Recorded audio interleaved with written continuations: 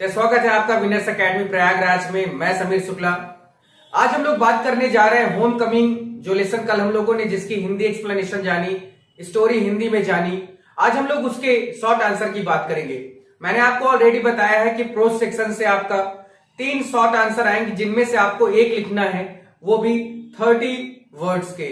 और उस 30 शब्द अगर आप लिखते हैं, उसका जरूरी नहीं कि 30 ही हो, 25 में भी हो सकता है और 35-40 में भी हो सकता है। और आपको उस एक आंसर लिखने का 5 नंबर मिलेगा, क्योंकि यूपी बोर्ड इस बार बहुत इजीली नंबर आपको दे रहा है। बस आपको अपने शब्दों में लिखना है या तो कहीं से याद करना है। तो मैंने आपको बताया कई बार कि अगर आप किसी लेसन की हिंदी जानते हैं तो आपको इजी हो जाता है कि आप उसका शॉर्ट आंसर लिख पाए, उसके रेफरेंस कॉन्टेक्स्ट एक्सप्लेनेशन को अपने शब्दों में लिख पाए। और आज मैं उसकी इंपॉर्टेंस आपको इस पूरे वीडियो में दिखाऊंगा, बताऊंगा कि अगर आप हिंदी जानते हैं तो आप कैसे अपने शब्दों में एक क्वेश्चन का आंसर लिख सकते हैं। तो वीडियो लास्ट तक देखना, बिल्कुल मिस मत करना।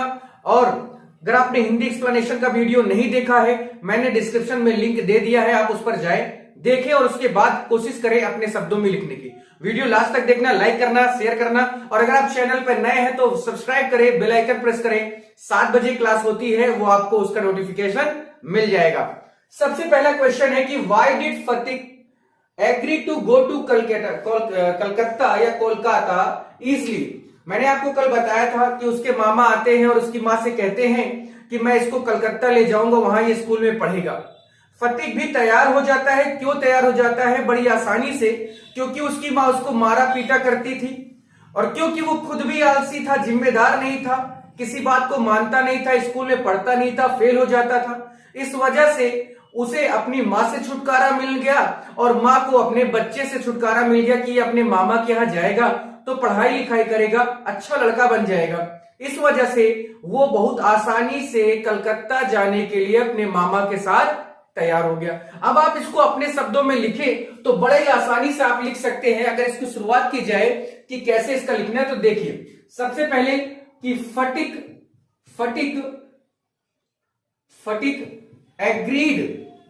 एग्रीड, क्योंकि आप पास्ट फॉर्म में इस पूरे आंसर को लिखेंगे और एक स्टोरी हमेशा पास्ट में होती है, तो आपके जितने भी वर्ब होंगे, जितने भी वर्ब आएंगे या जितने भी आपके टेंस यूज होंगे, वो सब पास्ट में होंगे। तो पास्ट टेंस का यहां पर ज्यादा ख्याल रखना है कि Phatik agreed to go to Kolkata, कि फटिक जो था वो कोलकाता जाने के लिए तैयार हो गया, इजिली, आसानी से, बिकॉज, क्योंकि there was no love between him उसके अलावा कॉमा करके हिम के बाद his mother and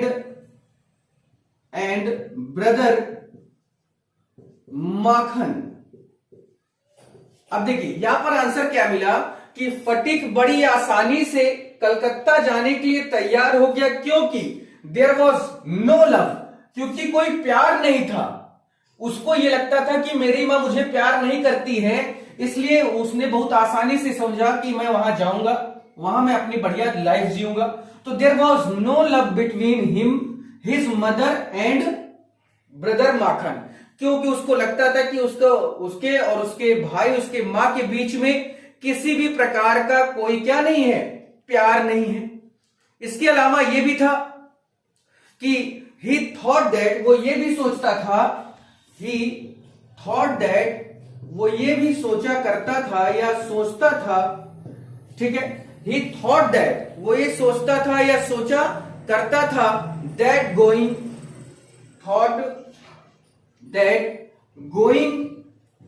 to Kolkata. अपने शब्दों में लिख रहे हैं आप, ये बात समझिएगा, वो बहुत आसानी से समझना है, ठीक है। that going to Kolkata which is new place to him,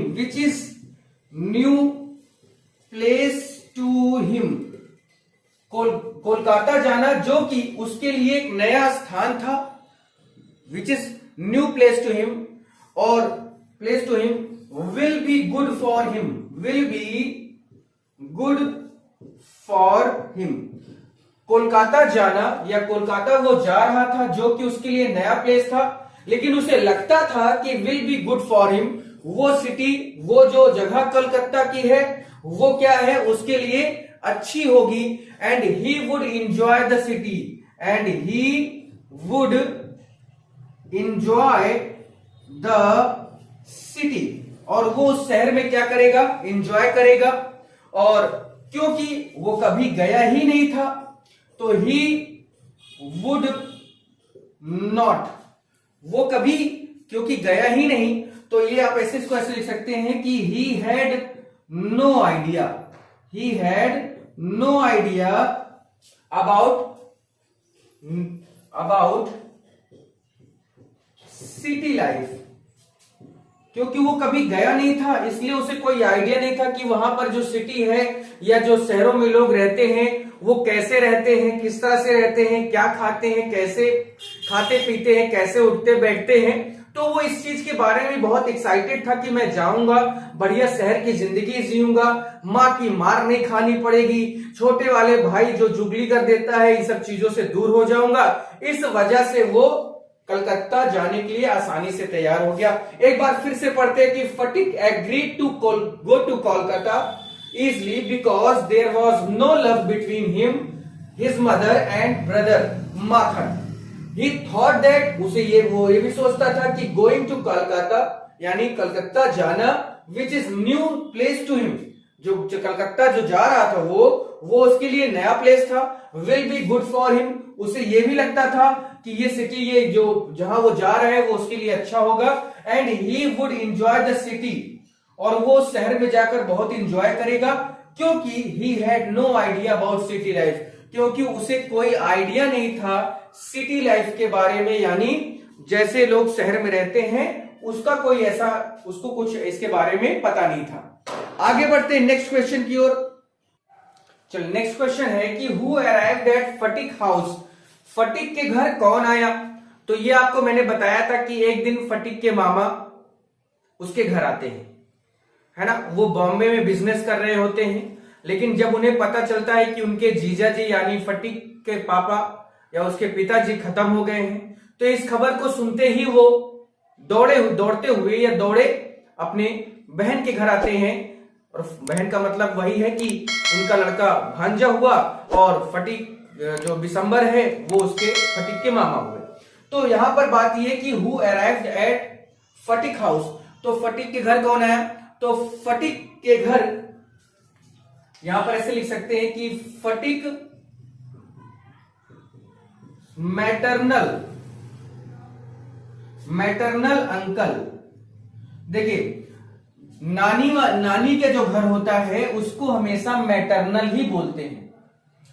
नानी के जैसे माँ के जो तो आपकी मम्मी है उनके पापा को मैटरनल फादर कहा जाता है। उनकी जो माँ है जो आपकी नानी लगी वो मैटरनल मदर होती है, क्योंकि मैटर जो है माँ से ही बना हुआ शब्द है।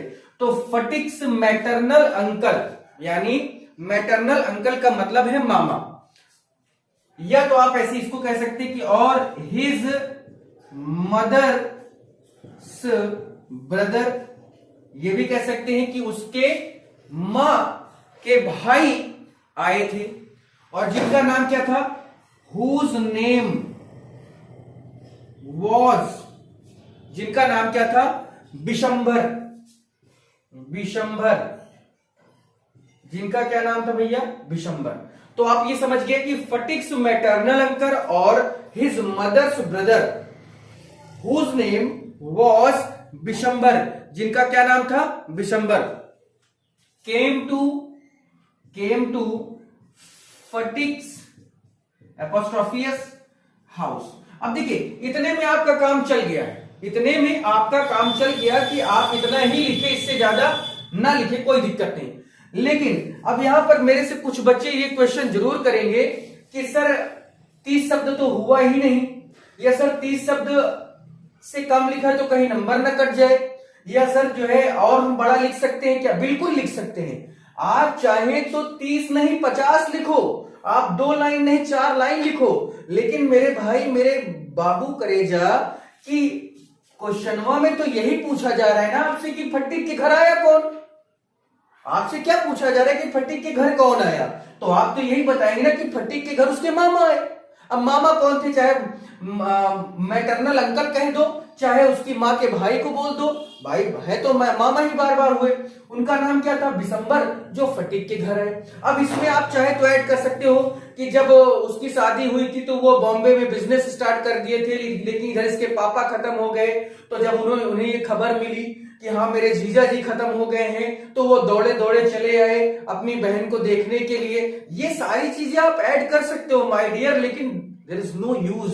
सिर्फ और सिर्फ एग्जामिनर इसी एक चीज को देखता है कि चलो भैया तुमने किया क्या है, कहीं तुमने क्वेश्चन को पूरा करने के लिए कॉपी तो नहीं भर डाली।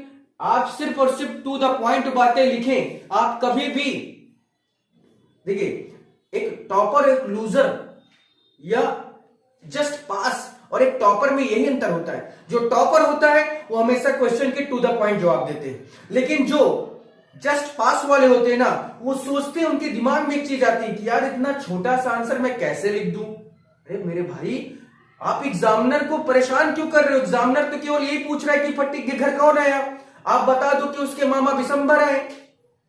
अब उसमें और सारी चीजें ऐड करने की क्या जरूरत थी कि उसके पापा खत्म हो गए, वो सुनते ही दौड़े चले आए, उसको देखा, दुखी हुए। There is no use. कोई दिक्कत नहीं, कोई आपको दिक्कत नहीं। कोई अगर आपका नंबर काट देगा, मैं पढ़ाना छोड़ दूंगा उस दिन से। 5 नंबर आपको मिलेगा, श्योर मिलेगा। पढ़ाना छोड़ दूंगा अगर आपका नंबर कोई काट दे इतने में, तो मुझे बताना। तो परेशान होने की जरूरत नहीं है, टू द पॉइंट बातें लिखो, हमेशा आप ही आगे रहोगे, क्योंकि एग्जामिनर केवल ये चाहता है कि फटीक के घर कौन आया। चलिए क्वेश्चन नंबर 3 की ओर आगे बढ़ते हैं। क्वेश्चन नंबर 3 क्या है, नेक्स्ट क्वेश्चन है कि what was mother's attitude towards Phatik, whom did she favor more।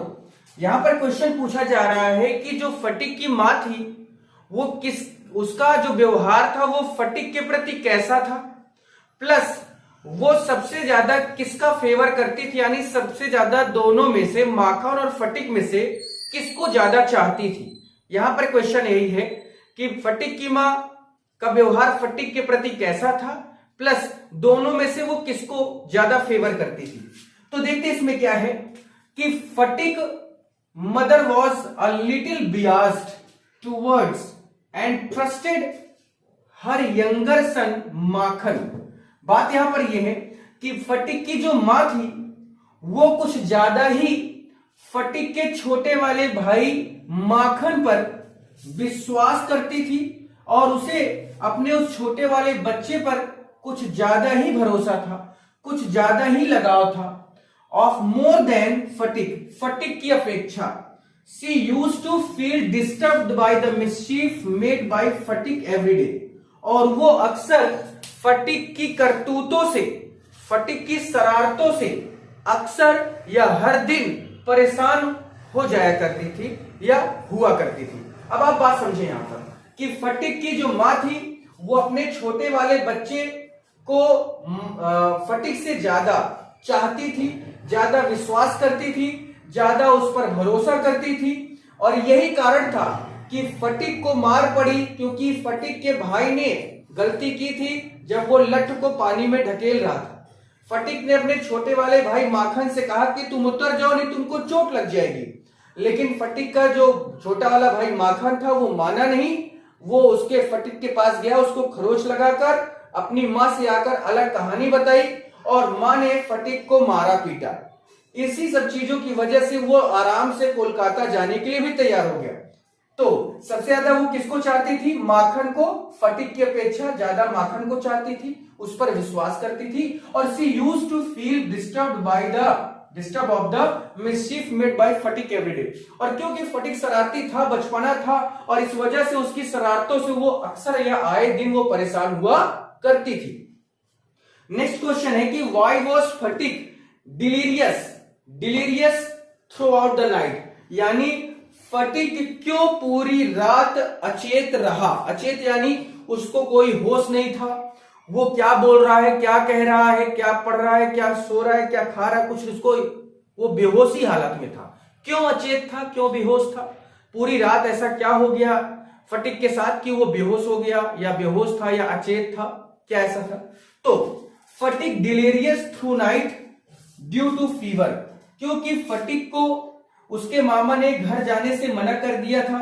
उसके मामा ने फटिक से कहा था कि अभी छुट्टी नहीं आई है, छुट्टी आएगी तो तुम जरूर अपने घर चले जाना। और क्योंकि मास्टर ने भी उसकी किताबें खो गई थी स्कूल में, तो मास्टर साहब ने भी उसको पीटा था कलकत्ता में जहां वो पढ़ने जाता था, वहां के मास्टर साहब ने फटिक को पीटा था क्योंकि उसकी किताब खो गई थी।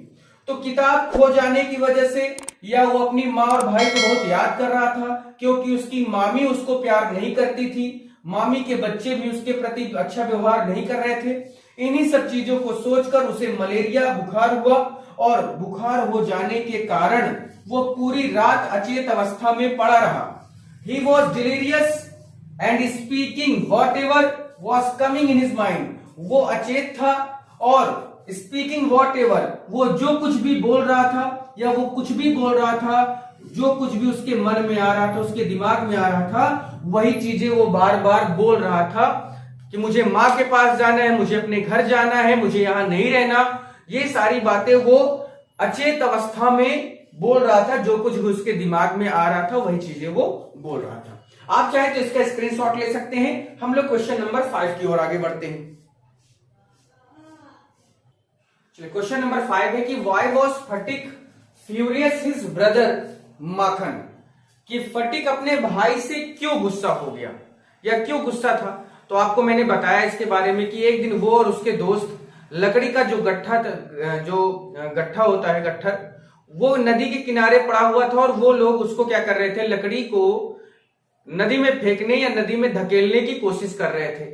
लेकिन उसी बीच माखन आया और वो उस लकड़ी के गट्ठे पे जो है बैठ गया। बार बार फटिक उसको मना कर रहा था कि तुम उतर जाओ, लेकिन वो मान नहीं रहा था। इस वजह से फटिक अपने भाई पर बहुत गुस्सा हुआ। तो इसको ये पढ़ते हैं कि one day Phatik and his friend decided to log means जो लकड़ी का गट्ठर होता है, lying on the bank of the river to surprise the honour.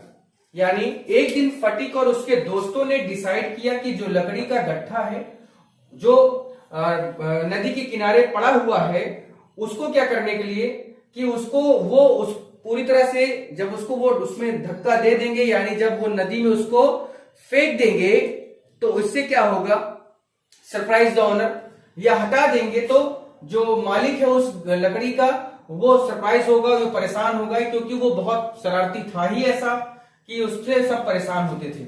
Makhan set down on the log, Makhan आया और उस लकड़ी के गट्ठर पर गट्ठर जो था वो बैठ गया। सो दैट, इसलिए ताकि Phatik and his friend would not be able to roll the log away, इसलिए आके बैठ गया कि फटिक और उसके दोस्त उस गट्ठर को क्या ना, उस लकड़ी का जो गट्ठर था उसको ना ढकेल पाए या उसको रोल यानी घुमा कर उसको नदी में न ले जा पाए। So Phatik was furious to his brother Makhan, इसी वजह से फटिक अपने भाई माखन से क्या हुआ, गुस्सा हो गया।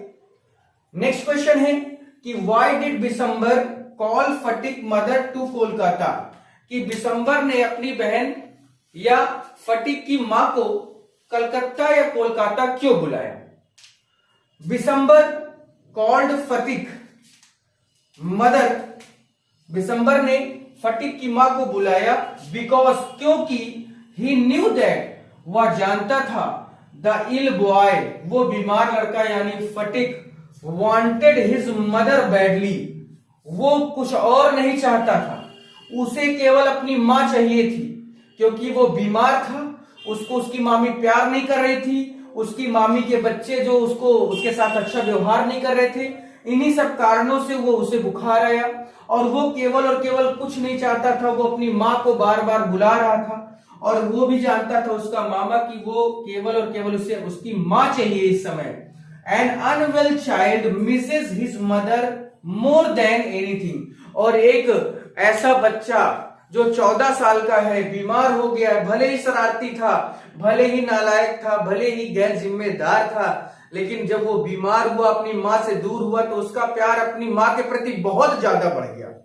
और इसी वजह से वो एक अनवेल यानी एक बीमार लड़का सबसे ज्यादा अगर किसी चीज को मिस कर रहा था या सबसे ज्यादा अगर उसे कोई चीज चाहिए थी तो वो उसकी माँ थी। उसके अलावा उसे और कोई चीज नहीं चाहिए थी, क्योंकि इसके मामा बार बार उससे पूछ भी रहे थे कि तुम्हें क्या चाहिए बेटा, लेकिन वो कुछ नहीं बोल रहा था। केवल वो चाहता था उसकी माँ चाहिए थी, इसके अलावा और उसे कुछ नहीं चाहिए था। तो ये 6 क्वेश्चंस मैंने आपको करा दिए। ये 6 क्वेश्चन बहुत इंपॉर्टेंट थे, एकदम इंपॉर्टेंट क्वेश्चन कराया हूं। 5 नंबर आपका ये है, बना हुआ है। आपसे फिर कहूंगा, आप भी इस तरह से अपने शब्दों में लिख सकते हैं, बना सकते हैं, या छोटे से छोटा आंसर आप लिख सकते हैं। लेकिन उससे पहले आपको हिंदी एक्सप्लेनेशन जानना होगा, स्टोरी हिंदी जाननी होगी। तो आपको लिंक मैंने डिस्क्रिप्शन में दिया है, आप वहां पर जाएं, लिंक पर क्लिक करें, हिंदी एक्सप्लेनेशन का वीडियो आ जाएगा, आप उसकी हिंदी जाने। Then after try to write your answer in your own words, short answer. ठीक है, तो चलिए फिर आज के लिए इतना ही। कल हम लोग रेफरेंस कॉन्टेक्स्ट एक्सप्लेनेशन की बात कर लेंगे। तो इसी तरह से keep supporting me, please share करना, लाइक करना, नए हो तो सब्सक्राइब कर देना। Okay, thank you.